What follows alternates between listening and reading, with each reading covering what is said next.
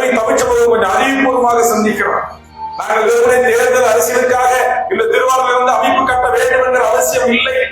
நாங்கள் வாழ்கின்ற எங்கள் காலத்தில் எங்கள் கண் முன்னால் எங்களிடமிருந்து ஒன்றொன்றாக பதித்துக் கொண்டிருக்கிறார்களே, இது குறித்து திமுக, அதிமுக, காங்கிரஸ், பிஜேபி போன்ற பெரிய கட்சிகளுக்கு கவலை இல்லை.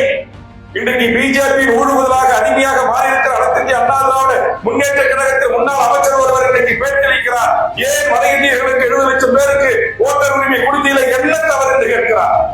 நான் கேட்கிறேன், நாளைக்கு திருவாரூர்ல ஒரு எம்எல்ஏ தேர்தலுக்கு இங்க ஒரு 15,000 பேர் 10,000 பேர் ஓட்டுரிமை வாங்கிட்டாங்க. நீங்க பார்த்து யாரு வெற்றி பெறணும், யாரை தோற்கடிக்கணும் முடிவு பண்ணுகின்ற அந்த அதிகாரம் அவன் கைக்கு போகின்ற போது நாளை அவன் அந்த அதிகாரத்திற்கு வருவான். அப்படித்தான் ஈராசந்த் என்றவன் ஒரு செங்கல்பட்டு மதுராந்தகத்தில் எம்பி ஆனான். பவன்குமார் என்பவர் திருவண்ணாமலை நகர்மன்ற தலைவர் ஆனார். மான் கூட்டத்திற்கு மான் தான் வழிகாட்ட வேண்டுமே தவிர கரடியோ புலியோ வழிகாட்ட கூடாது.